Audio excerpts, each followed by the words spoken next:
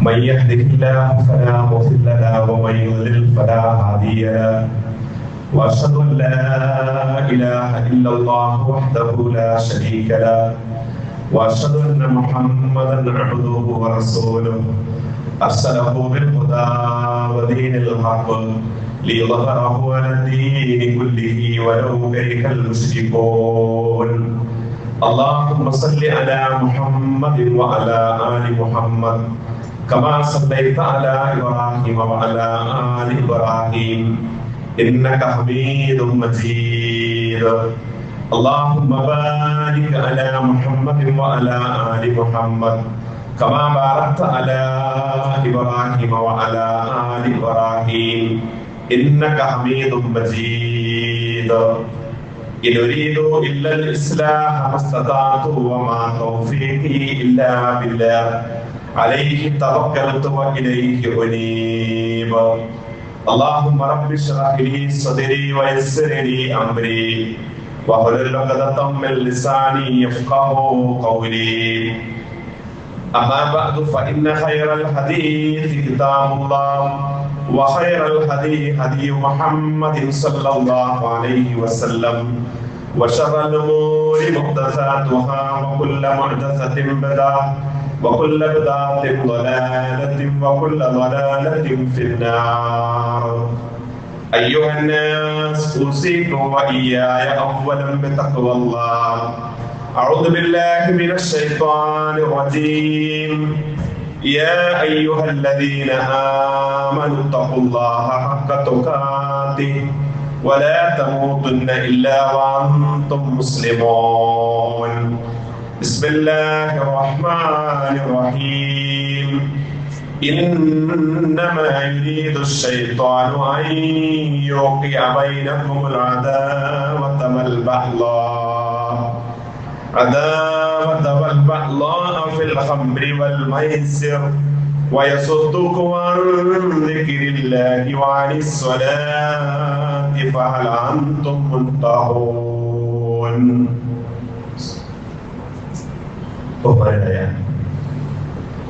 വിശ്വാസികളെ ജീവിതത്തിന്റെ എല്ലാ സന്ദർഭങ്ങളിലും ശ്രദ്ധാവും നിയന്താവുമായ അള്ളാഹുവിന്റെ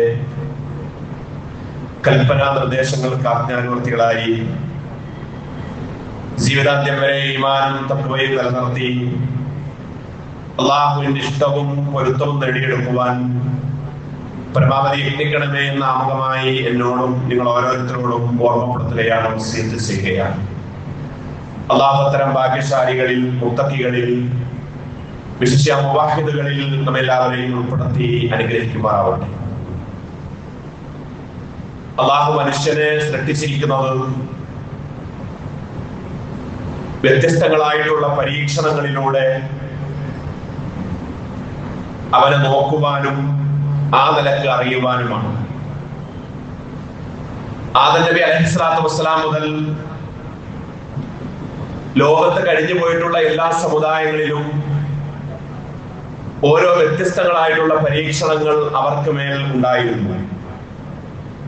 ഇത് ലോകത്തിന്റെ അവസാനം വരെ ഇത്തരം പരീക്ഷണങ്ങൾ നിലനിൽക്കുമെന്നുള്ളതും അള്ളാഹുവിന്റെ ഒരു സുന്നത്തും അവന്റെ ഒരു നടപടിയുമായിട്ട് നമുക്ക് കാണാൻ കഴിയും. ഇത്തരത്തിൽ ഏതൊക്കെ വിധേയയുള്ള പരീക്ഷണങ്ങൾ അള്ളാഹു അത്തരത്തിൽ നമ്മളെ വിധേയരാക്കുന്നുവോ അതിലൊക്കെ വിജയിക്കുന്നവർക്കാണ് നാളെ പരലോകത്ത് സ്വർഗം കിട്ടുക എന്നുള്ളതും ഖുർആനിന്റെ ഒരു പ്രഖ്യാപനമാണ്. അങ്ങനെ വിജയിക്കുന്ന ആളുകളെ സംബന്ധിച്ചിടത്തോളം ഖുർആൻ പറഞ്ഞത് ഫലാ ഖൗഫുൻ അലൈഹിം വലാ ഹും യഹ്സനൂൻ. അത്തരം ആളുകൾക്ക് നാളെ പരലോകത്ത് ഒന്നുകൊണ്ടും ഭയപ്പെടേണ്ടി വരില്ല, യാതൊരു ദുഃഖത്തിനും അവർ വിധേയരാവില്ല എന്നുള്ളതും ഖുർആനിന്റെ ഈ ആയത്ത് നമ്മളെ തെളിയപ്പെടുത്തുന്നു. ഇത് മനുഷ്യരല്ലാത്ത മറ്റു ജീവജാലങ്ങളിൽ ഇത്തരത്തിലുള്ള പരീക്ഷണങ്ങൾ നമുക്ക് കാണാൻ കഴിയില്ല. അവർക്കിടയിൽ അവരങ്ങനെ ജീവിക്കുന്നു, അവരുടെ ആയുസ് അങ്ങനെ കഴിയുമ്പോൾ അവരങ്ങനെ അസ്തമിച്ചു പോകുന്നു. ഇവിടെ നമ്മൾ ആലോചിക്കുമ്പോൾ മനുഷ്യനേക്കാൾ കൂടുതൽ ജീവിക്കുന്ന ജീവജാലങ്ങളെ നമുക്ക് കാണാൻ കഴിയും. ചില മത്സ്യങ്ങളും അതുപോലെയുള്ള ഇങ്ങനെ ചില ജീവികളും ഒക്കെ 400-ഉം അതിന്റെ താഴെയും 150-ഉം 200-ഉം ഒക്കെ താമസിക്കുന്നതായിട്ട് ജീവിക്കുന്നതായിട്ട് പഠനം നമ്മുടെ മുമ്പിൽ ബോധ്യപ്പെടുത്തിക്കൊണ്ടിരിക്കുന്നത്. ഇവിടെ നമ്മെ സംബന്ധിച്ചിടത്തോളം മനുഷ്യർക്ക് അള്ളാഹു നൽകിയ വ്യത്യസ്ത പരീക്ഷണങ്ങൾ എന്ന് പറയുന്നത് ആ പരീക്ഷണങ്ങളിലൂടെ നമ്മുടെ ഇഖ്ലാസും നമ്മുടെ ഭക്തിയും നമ്മുടെ തഖ്വയും നമ്മുടെ ഈമാനും ഒക്കെ അള്ളാഹു പരീക്ഷിച്ചു കൊണ്ടിരിക്കുകയാണ് ചെയ്യുന്നത്. ഇവിടെ യഥാർത്ഥത്തിൽ ഓരോ സമുദായങ്ങളെയും നമ്മൾ പരിശോധിക്കുമ്പോൾ ചില ആളുകളെ അള്ളാഹു ആയുസ് കൊടുത്ത് പരിശോധിച്ചു, ചില ആളുകളെ അള്ളാഹു സമ്പത്ത് നൽകിയിട്ടാണ് പരീക്ഷിച്ചിരിക്കുന്നത്, ചില ആളുകൾക്ക് അള്ളാഹു ആരോഗ്യവും മറ്റു ചിലർക്ക് അള്ളാഹു അധികാരവും കൊടുത്തു. എന്നാൽ ഈ കിട്ടിയവരൊക്കെ വ്യത്യസ്ത കാലഘട്ടങ്ങളിൽ ഈ അനുഗ്രഹങ്ങളിൽ പലരും പരാജയപ്പെട്ടത് ഖുർആൻ നമുക്ക് പറഞ്ഞു തരുന്നുണ്ട്. ഇവിടെ മുഹമ്മദ് നബി സല്ലല്ലാഹു അലൈഹി വസല്ലമയുടെ ഉമ്മത്തിന് അള്ളാഹു നൽകിയ ഏറ്റവും വലിയ പരീക്ഷണത്തെ കുറിച്ച് റസൂൽ സല്ലല്ലാഹു അലൈഹി വസല്ലം പറഞ്ഞത് അത് സമ്പത്താകുന്ന ഏറ്റവും വലിയ ഒന്നാണ്. മുൻഗാമികൾക്ക് ആയുസ് കൊടുത്ത് അള്ളാഹു പരീക്ഷിച്ചവരുണ്ട്, ആരോഗ്യം കൊടുത്തും അധികാരം കൊടുത്തും പരീക്ഷിക്കപ്പെട്ട ആളുകൾ ഉണ്ടായിരുന്നു. എന്നാൽ പ്രവാചകൻ സല്ലല്ലാഹു അലൈഹി വസല്ലം പറഞ്ഞു, ലികുല്ലി ഉമ്മത്തിൻ ഫിത്നത്തുൻ, എല്ലാ ഉമ്മത്തിനും ഓരോ ഫിത്നകളുണ്ട്, ഓരോ പരീക്ഷണങ്ങളുണ്ട്. വഇന്ന ഫിത്നത ഉമ്മത്തി അൽ മാൽ, എന്റെ ഉമ്മത്തിന് അള്ളാഹു നിശ്ചയിച്ചിരിക്കുന്ന ഫിത്ന എന്ന് പറയുന്നത് അത് സമ്പത്താണെന്ന് പ്രവാചകൻ സല്ലല്ലാഹു അലൈഹി വസല്ലം അവിടെ പറഞ്ഞതായിട്ട് നമുക്ക് കാണാൻ കഴിയുന്നു. നമ്മൾ ആലോചിക്കും, ആയുസ് കൊടുത്ത ഒരുപാട് സമൂഹങ്ങൾ ഉണ്ടായിരുന്നു, അവർ പലരും അതിൽ പരാജയപ്പെട്ടതായിട്ട് നമുക്ക് കാണാൻ കഴിയുന്നു. അധികാരം കിട്ടിയ ഫിറഔനും നമ്രൂദും ഒക്കെ അധികാരത്തിന്റെ വിഷയത്തിൽ പരാജയപ്പെട്ടു പോയി. സമ്പത്ത് ആ കാലഘട്ടത്തിൽ കൊടുത്തിരുന്ന ഖാറൂൻ അവിടെ പരാജയപ്പെട്ടതായിട്ട് നമുക്ക് കാണാൻ കഴിയുന്നു. ആരോഗ്യം എമ്പാടും കൊടുത്ത ആദ് സമൂദ് ഗോത്രങ്ങളെ കുറിച്ച് ഖുർആൻ പറഞ്ഞിടത്ത് ആ ആരോഗ്യം ഉപയോഗപ്പെടുത്തുന്നിടത്ത് അവർ പരാജയപ്പെട്ടു എന്നുള്ളത് ഖുർആനിന്റെ പ്രഖ്യാപനമാണ്. ഇവിടെ നമ്മൾ ആലോചിക്കേണ്ടത്, നമുക്ക് അള്ളാഹു നൽകിയത്, ഈ ഉമ്മത്തിന് അള്ളാഹു നൽകിയ പരീക്ഷണമാണ് സമ്പത്ത് എന്ന് പറയുന്നത്. മുമ്പുള്ള സമുദായങ്ങളെക്കാളൊക്കെയും സമ്പത്തിൽ ഏറ്റവും സമർത്ഥരാണ് എന്ന് ജീവിക്കുന്ന ഈ ഉമ്മത്തിൽപ്പെട്ടവരെന്ന് നമുക്ക് കാണാൻ കഴിയും. അതുകൊണ്ട് തന്നെ ആളുകളിൽ പലരും ചിന്തിക്കുന്നത്, ആലോചിക്കുന്നത്, എങ്ങനെ എളുപ്പത്തിൽ നമുക്ക് പണം സമ്പാദിക്കാൻ സാധിക്കും, എങ്ങനെ സമ്പന്നനാവാൻ, പണക്കാരനാവാൻ സാധിക്കും. കഴിഞ്ഞ ഖുതുബയിൽ വിശുദ്ധ ഖുർആനിൽ അള്ളാഹു പറഞ്ഞ ഈ ലഹരിയെ കുറിച്ചാണ് നമ്മൾ സൂചിപ്പിച്ചത്. ഖംറിനെ കുറിച്ച്, ലഹരിയെ കുറിച്ച് പറഞ്ഞ തൊട്ട് പിന്നിൽ അള്ളാഹു അതിന്റെ ശേഷം അതേ ഗൗരവത്തിൽ പറഞ്ഞത് മൈസിറുമായി ബന്ധപ്പെട്ട വിഷയമാണ്. മൈസിർ എന്ന് പറഞ്ഞാൽ അതിന്റെ അർത്ഥം അറബിയിൽ അതിന്റെ മലയാളത്തിലേക്ക് വരുമ്പോൾ എളുപ്പം അല്ലെങ്കിൽ ലളിതം എന്നൊക്കെയാണ്. എന്ന് പറഞ്ഞാൽ എളുപ്പത്തിൽ നേടാൻ, സാമ്പത്തികമായിട്ട് വിജയിക്കാൻ പറ്റുന്ന മേഖലകളെ കുറിച്ച് ആലോചിക്കാം. യഥാർത്ഥത്തിൽ ഇസ്ലാം നമുക്ക് പറഞ്ഞു തന്നത്, നിങ്ങൾ തൃപ്തികരമായിട്ട് നിങ്ങളുടെ സമ്പത്തിന്റെ മേഖല എന്ന് പറയുന്നത് വളരെ ആലോചനയോടുകൂടിയായിരിക്കണം. ഒരിക്കലും അവിടെ ഹറാമ് വന്നു വരാൻ പാടില്ല. ഒരു ചെറിയ ഹറാമ് പോലും, റസൂൽ കരീം സല്ലല്ലാഹു അലൈഹി വസല്ലം പറഞ്ഞു, നിങ്ങളുടെ സമ്പത്തിൽ ഒരു ദർഹം പോലും ഹറാമായിട്ട് വന്നു കഴിഞ്ഞാൽ അവിടെ നിങ്ങൾക്ക് ബർക്കത്ത് നഷ്ടപ്പെടും. മാത്രമല്ല അതുവഴി നിങ്ങൾക്ക് അള്ളാഹുവിന്റെ കുറ്റവും പാപവും നിങ്ങൾക്ക് വരാൻ സാധ്യതയുണ്ട്. അള്ളാഹു തൃപ്തിപ്പെട്ട കച്ചവടത്തിലൂടെ, നമ്മുടെ ബിസിനസ്സിലൂടെ, നമ്മുടെ ജോലിയിലൂടെ നമുക്ക് ഹലാലായിട്ടുള്ള സമ്പാദ്യം, ഇതാണ് ഇസ്ലാം ഒരു മുസ്ലിമിനെ സംബന്ധിച്ചിടത്തോളം അനുവദിച്ചു തന്നത്. പ്രവാചകൻ സല്ലല്ലാഹു അലൈഹി വസല്ലം തന്റെ അറഫ പ്രസംഗത്തിൽ, ഹജ്ജത്തുൽ വദാഇലെ അവസാനത്തെ പ്രസംഗത്തിൽ ലക്ഷത്തിൽ ചില്ലാനം സഹാബത്തിനെ മുന്നിൽ വെച്ചുകൊണ്ട് നടത്തിയ ഒരു പ്രസംഗം നമുക്ക് ചരിത്രത്തിൽ കാണാൻ കഴിയും. എന്താണ് പ്രവാചകൻ സല്ലല്ലാഹു അലൈഹി വസല്ലം അവിടുന്ന് പറഞ്ഞത്? ഫഇന്നല്ലാഹ ഹറമ അലൈക്കും ദിമാഅക്കും, തീർച്ചയായും അല്ലാഹു നിങ്ങളുടെ ഈ രക്തത്തെ ഹറാമാക്കിയിരിക്കുന്നു. ഒരാൾക്ക് ഒരാളുടെ രക്തം ചിന്തുക എന്നത് വലിയ പാപമായിട്ട് അള്ളാഹു നിശ്ചയിച്ചിരിക്കുന്നു. നിങ്ങളുടെ അഭിമാനവും നിങ്ങളുടെ സമ്പത്തും, മറ്റൊരാളുടെ സമ്പത്ത് നമ്മൾ അന്യായമായിട്ട് കവർന്നെടുക്കാൻ പാടില്ല, അവിഹിതമായിട്ട് നമ്മുടെ അക്കൗണ്ടിലേക്ക് കൊണ്ടുവരാൻ പാടില്ല, മറ്റൊരാളുടെ അഭിമാനത്തിൽ നിങ്ങൾ ശതം വരുത്താൻ പാടില്ല എന്നോട് പറഞ്ഞു. കഹുറുമ്മത്തി യൗമിക്കും ഹാദാ, ഈ ദിവസത്തിന്റെ പവിത്രത പോലെ. ഏതാണ് ആ ദിവസം? ദുൽഹിജ്ജ് 9 എന്ന് പറയുന്നത് ഏറ്റവും പവിത്രമായ ദിനമാണ്. ഈ ദിനത്തിന്റെ പവിത്രത പോലെ വിശുദ്ധമാണ് നിങ്ങളുടെ സമ്പത്തും അഭിമാനവും രക്തവും. ഈ ഒരു മാസത്തിന്റെ പ്രത്യേകത പോലെ, ദുൽഹിജ്ജ മാസത്തിന്റെ പവിത്രത പോലെ, ഈ സ്ഥലത്തിന്റെ, മക്ക രാജ്യത്തിന്റെ പ്രത്യേകത പോലെ എന്ന് റസൂലുള്ളാഹി സ്വല്ലല്ലാഹു അലൈഹി വസല്ലം അന്ന് അവിടുന്ന് പറഞ്ഞു. നമ്മൾ ആലോചിക്കും, നമ്മുടെ സമ്പത്തിൽ ഒരു ചെറിയതുപോലെ ഒരു അംശം പോലും ശ്രദ്ധയോടുകൂടി ഉണ്ടാവണം. ഇപ്പൊ അടുത്ത ദിവസം പത്രത്തിലൊരു വാർത്ത വായിക്കാനിടയായി. എന്തായിരുന്നു ആ പത്രത്തിലെ ന്യൂസ് എന്ന് പറയുന്നത്? 30 വർഷങ്ങൾക്ക് മുമ്പ് സൗദി അറേബ്യയിൽ ജോലി ചെയ്തിരുന്ന ഒരു സഹോദരൻ, അദ്ദേഹത്തിന്റെ പേര് ഇസ്മായിൽ എന്നാണ്. അദ്ദേഹം പാലക്കാട് ജില്ലയിൽ താമസിക്കുന്ന ഒരു വ്യക്തിയാണ്. അന്ന് അദ്ദേഹം നാട്ടിലേക്ക് ലീവിന് വരുന്ന സമയത്ത് തന്റെ കൂടെ ജോലി ചെയ്തിരുന്ന അമുസ്ലിമായ മറ്റൊരു സംസ്ഥാനത്തുള്ള ആളുടെ കയ്യിൽ നിന്ന് 3000 റിയാൽ കടം വാങ്ങിച്ച് നാട്ടിൽ വന്നു. അങ്ങനെ നാട്ടിൽ വന്ന എന്തോ സാഹചര്യങ്ങൾ കൊണ്ട് തിരിച്ച് അദ്ദേഹത്തിന് ലീവ് കഴിഞ്ഞ് വീണ്ടും ആ സൗദി അറേബ്യയിലേക്ക് പോകാൻ കഴിഞ്ഞില്ല. അങ്ങനെ അദ്ദേഹം 30 വർഷം കഴിഞ്ഞ് അദ്ദേഹത്തിന്റെ മനസ്സിൽ ഭാരവുമായിട്ട് അദ്ദേഹം നടക്കുകയായിരുന്നു. ഈ കടം വാങ്ങിയ തന്റേതല്ലാത്ത സമ്പത്ത് നാളെ പരലോകത്ത് വലിയ അപകടത്തിലേക്ക് എത്തിക്കുമോ എന്നതിനെ കുറിച്ച് ആലോചിച്ചു. 30 വർഷങ്ങൾക്ക് ശേഷം അദ്ദേഹം ഈ മനുഷ്യന്റെ അഡ്രസ്സ് കണ്ടെത്തി. അദ്ദേഹത്തിന്റെ അഡ്രസ്സും ഈ സ്ഥലവും ഒക്കെ കണ്ടെത്തി മറ്റൊരു സംസ്ഥാനമായ ആന്ധ്രാപ്രദേശിലേക്ക് 1200 കിലോമീറ്ററുകൾ യാത്ര ചെയ്ത് അദ്ദേഹത്തിന്റെ വീട് കണ്ടെത്തി. ഈ 3000 റിയാൽ തിരിച്ചേൽപ്പിച്ച് അദ്ദേഹം പോരുന്ന ഒരു വാർത്ത ഈ കഴിഞ്ഞ ദിവസങ്ങളിൽ എവിടെയോ വായിച്ചതായിട്ട് നമ്മുടെ ഓർമ്മയിലേക്ക് വരുമ്പോൾ, പ്രിയപ്പെട്ടവരെ, നമ്മൾ ആലോചിക്കേണ്ടത് നമ്മുടെ സമ്പത്തിൽ ഒരു അംശം പോലും അന്യായമായിട്ട് അള്ളാഹു അനുവദിക്കാത്ത വിധത്തിൽ ഉണ്ടായിക്കഴിഞ്ഞാൽ നാളെ പരലോകത്ത് അത് വലിയ നഷ്ടമായി ഭവിക്കുമെന്നുള്ളത് ഖുർആനിന്റെ പ്രഖ്യാപനമാണ്.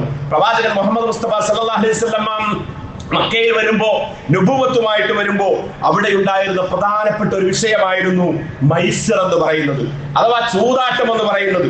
ഈ ചൂതാട്ടം പെട്ടെന്ന് സമ്പത്ത് നേടാനുള്ള ചില മാർഗമായിട്ട് അവർ സ്വീകരിച്ചിരുന്നു. ഈ ചൂതാട്ടം യഥാർത്ഥത്തിൽ അന്ന് വിശുദ്ധ ഖുർആൻ വിരോധിച്ചു.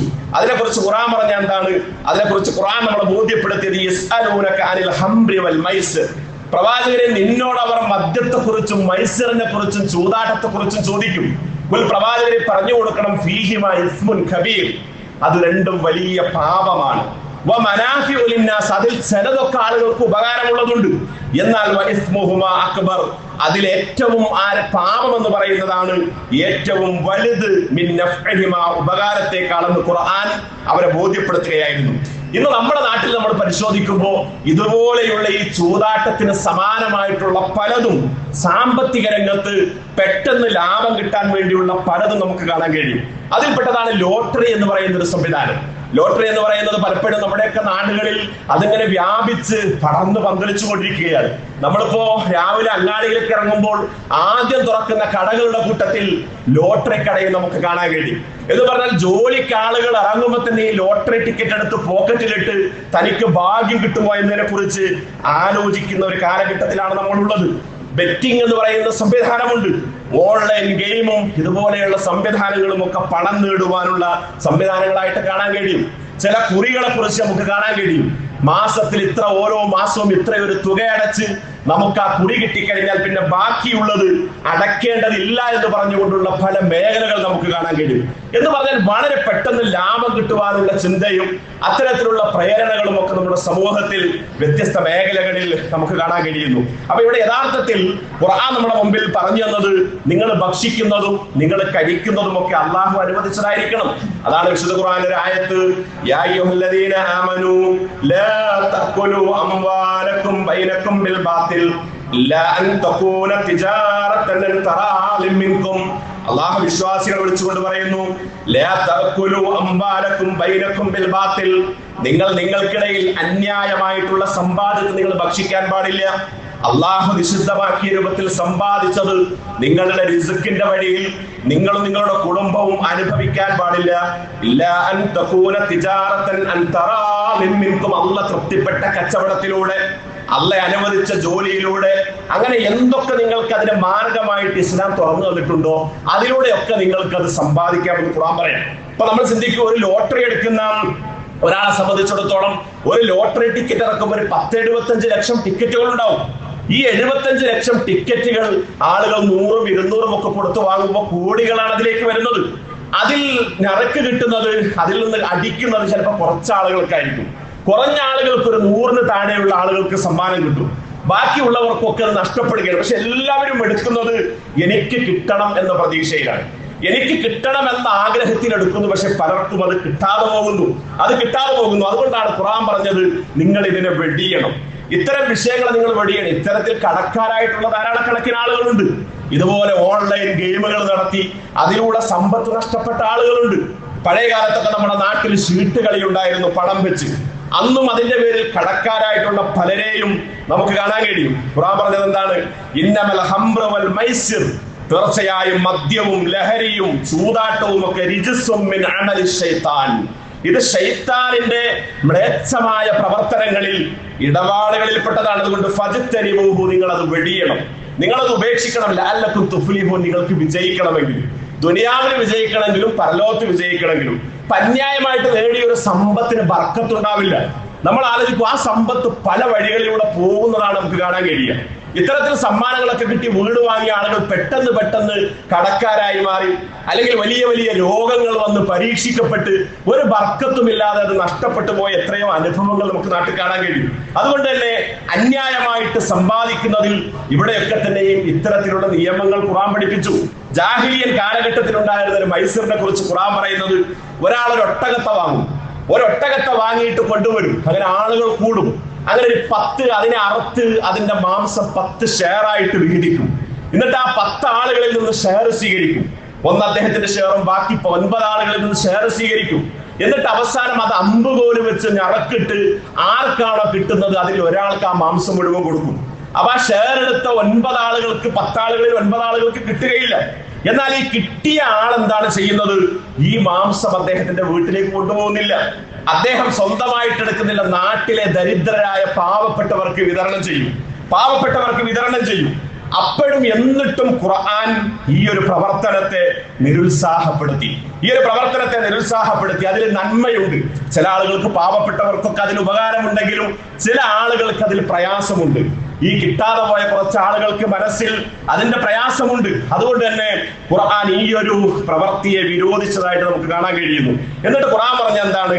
ഇന്നമാ യുരീദു ശൈത്താനു അൻ യൂഖിഅ ബൈനകുമുൽ അദാവത വൽ ബഗ്ളാ. ശൈത്താൻ ഉദ്ദേശിക്കുന്നത് നിങ്ങൾക്കിടയിൽ ശത്രുതയും അതുപോലെ വിദ്വേഷവും ഉണ്ടാക്കിയെടുക്കാൻ വേണ്ടിയാണ്. അത് ഉണ്ടാക്കാൻ വേണ്ടിയാണ് എന്തിലൂടെ? ഫിൽ ഹംരി വൽ മൈസിർ, മദ്യത്തിലൂടെയും ചൂതാട്ടത്തിലൂടെയും. പിന്നെ ഖുർആൻ പറഞ്ഞത് യസുദ്ദുക്കും അൻ ദിക്രില്ലാ, അല്ലാഹുവിനെ കുറിച്ചുള്ള സ്മരണയിൽ നിന്ന് ആളുകളെ തടയാനും ഇത് കാരണമാകും. വഅനിസ്വലാത്ത്, നമസ്കാരത്തിലും തടയാനും ഇത് കാരണമാകും. എന്നിട്ട് ഖുർആൻ അവസാനിപ്പിക്കുന്നത് ഫഹൽ അൻതും മുൻതഹൂൻ, നിങ്ങൾക്ക് ഇതിൽ നിന്ന് വിരമിക്കാറായിട്ടില്ലേ? ഈ ആയത്തിന്റെ അവതരണ പശ്ചാത്തലത്തെ കുറിച്ച് മുഫസ്സിറുകളൊക്കെ രേഖപ്പെടുത്തി. 2 ആളുകൾ വരികയും അവര് അൻസാറുകളിൽപ്പെട്ട 2 ആളുകൾ അവര് മദ്യപിച്ചു. അന്ന് മദ്യം വിരോധിക്കുന്നതിന് മുമ്പാണിത്. മദീനയിൽ വെച്ചാണ് മദ്യവും ഇത്തരത്തിലുള്ള ചൂതാട്ടൊക്കെ വിരോധിച്ചത്. ഇത് വിരോധിക്കുന്നതിന്റെ മുമ്പ് 2 അൻസാറുകളിൽപ്പെട്ട ആളുകൾ വന്നിട്ട് അവര് മദ്യപിച്ചു. എന്നിട്ട് അവര് ചൂതാട്ടം നടത്തി. ആ ചൂതാട്ടം നടത്തിയപ്പോ ആ ചൂതാട്ടത്തിൽ ഒരാള് ജയിക്കുകയും ഒരാളെ തോൽക്കുകയും ചെയ്തു. അപ്പൊ ഈ ജയിച്ച ആള് ഈ മദ്യലഹരിയില് അദ്ദേഹത്തിന്റെ തറവാടും അദ്ദേഹത്തിന്റെ ഗോത്രത്തിന്റെ മഹിമയൊക്കെ പറഞ്ഞ് തോറ്റയാളെ കളിയാക്കാൻ തുടങ്ങി. അങ്ങനെ പരസ്പരം അത് വാക്കേറ്റമായി. അവർ തമ്മിൽ ചരിത്രത്തിൽ തഫ്സീറുകളിൽ കാണാം, ഒട്ടകത്തിന്റെ എല്ലുകളും മറ്റുമൊക്കെ എടുത്ത് അങ്ങോട്ടും ഇങ്ങോട്ടും അടിച്ചു. അങ്ങനെ അവർക്ക് പരിക്ക് പറ്റി, പലയിടത്തും ശരീരങ്ങളിൽ മുറിവുണ്ടായി.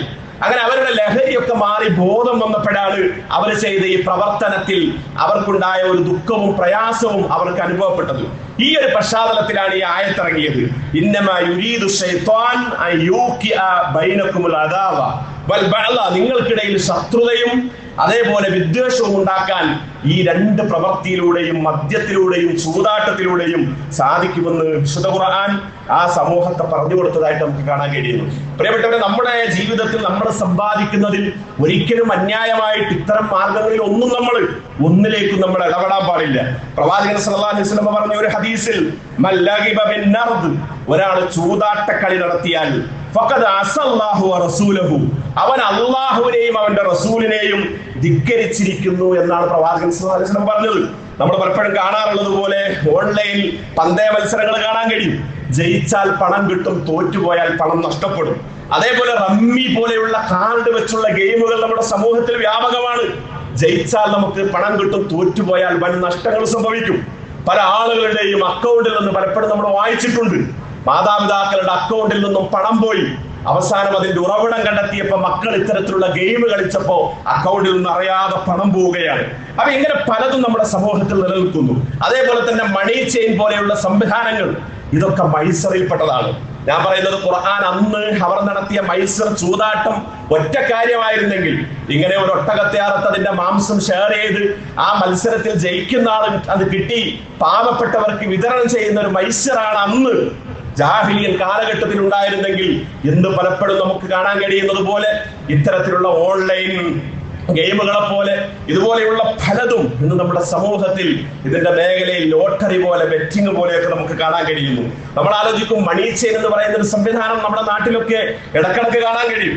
ഈ കൊറോണയുടെ കാലത്തൊക്കെ അത് വല്ലാതെ വ്യാപിച്ചിരുന്നു. ആളുകളൊക്കെ ജോലിക്ക് പോകാൻ കഴിയാതെ വീട്ടിലിരിക്കുന്ന ഒരു സമയം, അതിനെ മുതലെടുത്ത് ചില ആളുകൾ ഇത്തരം ചില സംവിധാനങ്ങൾക്ക് നേതൃത്വം കൊടുത്തു. ഒരു നിശ്ചിത തുക നമ്മൾ അവർക്ക് കൊടുത്താൽ, അവരുടെ അക്കൗണ്ടിലേക്ക് ഇട്ടാൽ, 1 ലക്ഷം കൊടുത്താൽ എല്ലാ ദിവസവും ഒരു 2 മാസക്കാലം ഒരു 3500-3000 ഒക്കെ നമ്മുടെ അക്കൗണ്ടിലേക്ക് വരുന്ന ഒരു സംവിധാനം. അങ്ങനെ ഒരുപാട് ആളുകൾ ഈ കൊറോണ കാലത്ത് നമ്മുടെ ഭാഗത്തൊക്കെ അവരുടെ സ്വർണ്ണാഭരണങ്ങൾ അടക്കം പലതും വിറ്റ് ഇത്തരം മണി ചെയിൻ സംവിധാനങ്ങളിൽ ചേർന്നു. പെട്ടെന്ന് അത് തകർന്നുപോയി. കോടികൾ, ലക്ഷങ്ങൾ നഷ്ടപ്പെട്ട ഒരുപാട് ആളുകൾ അന്നുണ്ടായിരുന്നു എന്ന് നമുക്ക് കാണാൻ കഴിയുന്നു. അതുകൊണ്ട് നമ്മെ സംബന്ധിച്ചിടത്തോളം എന്തൊക്കെയുണ്ടോ നമ്മൾ സമ്പാദിക്കുന്ന സമ്പാദ്യങ്ങളൊക്കെ വളരെ സൂക്ഷ്മമായിട്ടാണ് ചെയ്യേണ്ടത്. വളരെ സൂക്ഷ്മമായിട്ട്. റസൂൽ സല്ലല്ലാഹു അലൈഹി വസല്ലമയുടെ ഒരു വചനം കാണാൻ കഴിയും. ഒരാൾ 40 ദിർഹം കൊടുത്ത് ഒരു ഷർട്ട് വാങ്ങിച്ചു, ഒരു വസ്ത്രം വാങ്ങിച്ചു. ആ 40 ദിർഹം കൊടുത്ത് വാങ്ങിച്ച ആ വസ്ത്രത്തിൽ 1 ദിർഹം ഹറാമാണ് എങ്കിൽ അയാള് അത് ധരിച്ച് നമസ്കരിക്കുന്ന കാലത്തോളം, അത് ധരിക്കുന്ന കാലത്തോളം അയാളുടെ നമസ്കാരം പോലും അല്ലാഹു കബൂൽ ചെയ്യുകയില്ല. ഒരു വചനത്തിൽ നമുക്ക് കാണാൻ കഴിയും. അത്രമാത്രം ഗൗരവം സാമ്പത്തിക രംഗത്ത് ഇസ്ലാം നമ്മുടെ മുമ്പിൽ നിശ്ചയിച്ചതായിട്ട് കാണാൻ കഴിയുന്നു. അതുകൊണ്ട് ജാഗ്രതയുണ്ടാവണം. കാരണം റസൂലുള്ളാഹി സ്വല്ലല്ലാഹു അലൈഹി വസല്ലം, പ്രവാചകൻ സ്വല്ലല്ലാഹു അലൈഹി വസല്ലം പറഞ്ഞു, യഅതി അലന്നാസി സമാനുൻ, എന്റെ ഉമ്മത്തിനൊരു കാലം വരും. 1450 കൊല്ലങ്ങൾക്ക് മുമ്പ് പ്രവാചകൻ സല്ലല്ലാഹു അലൈഹി വസല്ലം വഹീന്റെ അടിസ്ഥാനത്തിൽ ഈ ഉമ്മത്തിന് വരുന്ന ദുരന്തങ്ങൾ എണ്ണിയെടുത്ത് ഒന്ന് പറഞ്ഞത് എന്താണ്? ലാ യുബാലി അൽ മർഉ മാ അഖദ മിൻഹു അമിൽ ഹലാലി അമിൽ ഹറാം. അന്ന് ഈ ആളുകൾ സമ്പാദിക്കുമ്പോൾ അവർ സമ്പാദിക്കുന്നത് ഹലാലാണോ ഹറാമാണോ എന്ന് ചിന്തിക്കാതെ അങ്ങനെ സമ്പാദിക്കുന്ന ഒരു കാലഘട്ടം എന്റെ ഉമ്മത്തിന് വരുമെന്ന് റസൂലുള്ളാഹി സ്വല്ലല്ലാഹു അലൈഹി വസല്ലം പറഞ്ഞു. നമ്മൾ ആലോചിക്കുമ്പോൾ അത്ര ഒരു കാലഘട്ടത്തിലൂടെയാണോ നമ്മൾ പോകുന്നത്? നമ്മൾ ഗൗരവത്തിൽ ചിന്തിക്കുകയും ആലോചിക്കുകയും ചെയ്യണം. മറ്റൊരു വചനത്തിൽ പ്രവാചകൻ സ്വല്ലല്ലാഹു അലൈഹി വസല്ലം പറഞ്ഞു, ലൗ കാന ലി ഇബ്നി ആദം, ആദമിന്റെ പുത്രന് വാദിയാനി മിൻ മാലിൻ, സമ്പത്തിന്റെ 2 താഴ്വര നമ്മൾ കൊടുത്തു. 2 താഴ്വര ആദമിന്റെ പുത്രന് സമ്പത്തിനാൽ നമ്മൾ അനുഗ്രഹിച്ചു കൊടുത്തു. അങ്ങനെ കൊടുത്താൽ അതിൽ അവൻ തൃപ്തിപ്പെടുന്നതിനപ്പുറത്ത്, അത് മതി എന്ന് പറയുന്നതിനപ്പുറത്ത് അവൻ ചെയ്യുന്നത് എന്താണ്? ലബത്തഗാ സാലിസൻ, 3ാമത്തെ ഒരു താഴ്വരയെ കുറിച്ച് അവൻ ചിന്തിക്കും. എന്നിട്ട് റസൂൽ സല്ലല്ലാഹു അലൈഹി വസല്ലം പറഞ്ഞു, വലാ യംലഉ ജൗഫ ഇബ്ന ആദം ഇല്ല തുറാബ്, മണ്ണ് കൊണ്ടല്ലാതെ ഈ ആദം സന്തതിയുടെ വയറ് നിറയില്ല, അവന്റെ ആർത്തി തീരുകയില്ല എന്ന് പറഞ്ഞാൽ എന്താണ്? ഒരു മനുഷ്യനെ കൊണ്ടുപോയി കബറിലേക്ക് വെച്ച് മണ്ണിടുന്നത് വരെ അവൻ ഇത്തരം ആഗ്രഹങ്ങൾ അസ്തമിക്കില്ല എന്നുള്ളത് പ്രവാചകൻ സല്ലല്ലാഹു അലൈഹി വസല്ലം നമുക്ക് ഗൗരവത്തിൽ പറഞ്ഞതാണ്. എന്നിട്ട് അവിടുന്ന് പറഞ്ഞു, ഒരാളുടെ സമ്പത്ത് എന്ന് പറയുന്നത് 3 എണ്ണമാണ്. ഒന്ന് അയാള് ഭക്ഷിച്ചത്, ജീവിതത്തിൽ കഴിച്ചത്. രണ്ടാമത്തേത് അദ്ദേഹം ധരിച്ച വസ്ത്രം ഉരുവിപ്പോയി, അതാണ്. മൂന്നാമത്തേത് അദ്ദേഹം കൊടുത്ത സ്വതക്കയാണ്.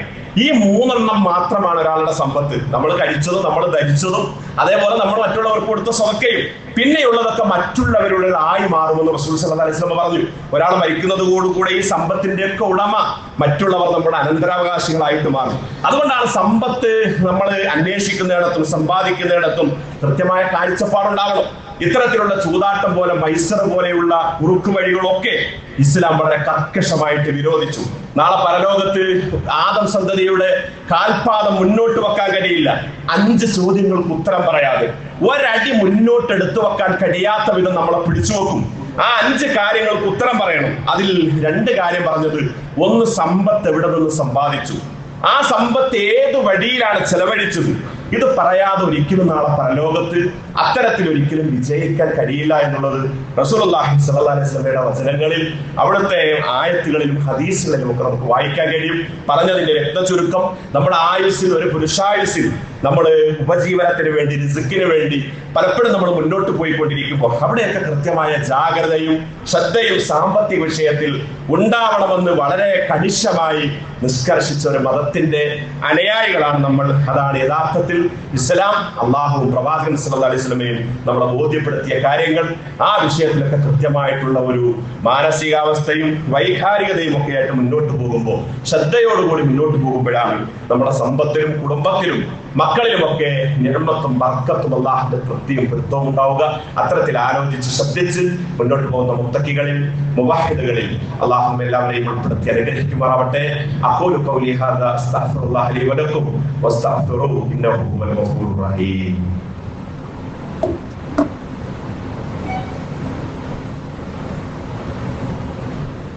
അൽഹംദുലില്ലാഹി റബ്ബിൽ ആലമീൻ വലാഖിബത്തു ലിൽ മുത്തഖീൻ വലാ ഉദ്വാന ഇല്ലാ അലൽ ളാലിമീൻ നബീന മുഹമ്മദ് വഅലാ ആലിഹി വസഹ്ബിഹി അജ്മഈൻ അമ്മാ ബഅദ്. ഒരിക്കൽ കൂടി അല്ലാഹു തഖ്വയുള്ളവരാവാൻ ശ്രദ്ധിക്കണമെന്ന് ഓർമ്മപ്പെടുത്തുകയാണ്. റസൂലുള്ളാഹി സ്വല്ലല്ലാഹു അലൈഹി വസല്ലം സഹാബത്ത് ഇരിക്കുമ്പോൾ ഏതോ ദൂരെ നിന്ന് ഒരു യാത്രയുമായിട്ട് ഒരാള് ആ സദസ്സിലേക്ക് വരികയാണ്. ആ യാത്രയിൽ അദ്ദേഹത്തിന്റെ ശരീരമൊക്കെ മുഷിഞ്ഞിട്ടുണ്ട്, വസ്ത്രമൊക്കെ മുഷിഞ്ഞിട്ടുണ്ട്.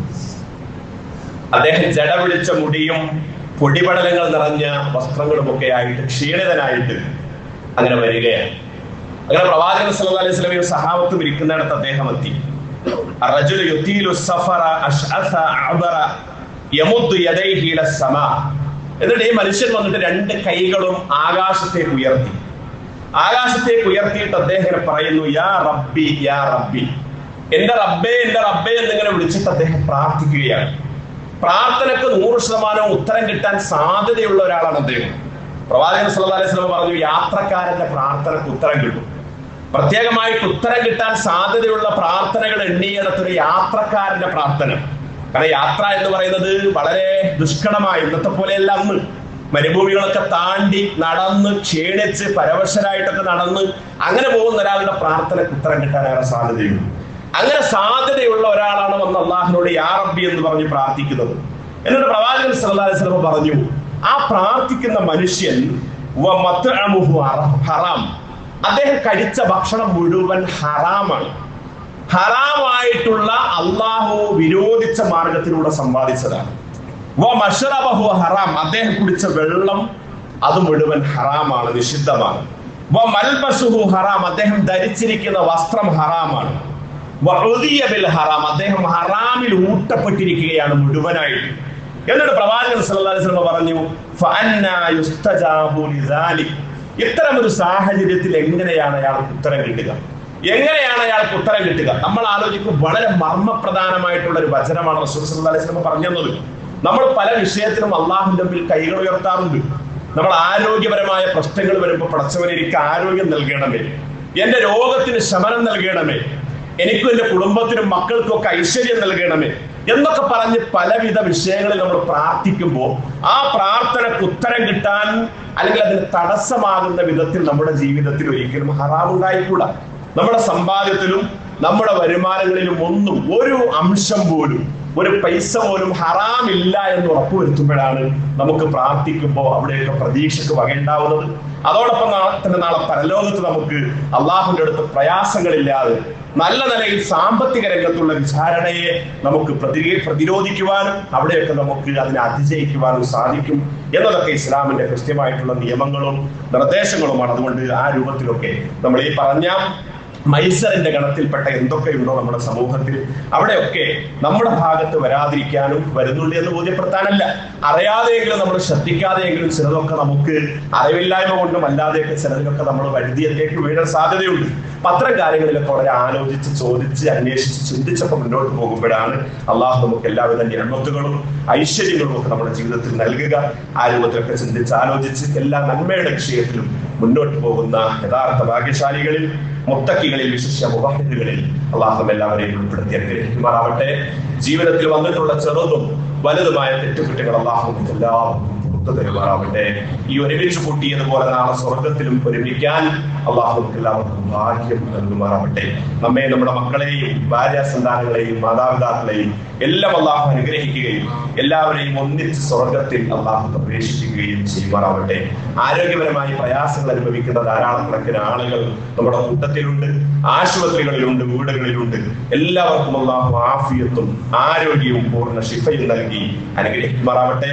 നമ്മുടെ പള്ളിയിൽ വരാറുള്ള KV മുസ്തഫ സാഹിബ്, അദ്ദേഹം ഹോസ്പിറ്റലിൽ അഡ്മിറ്റ് ചികിത്സയിലാണ്.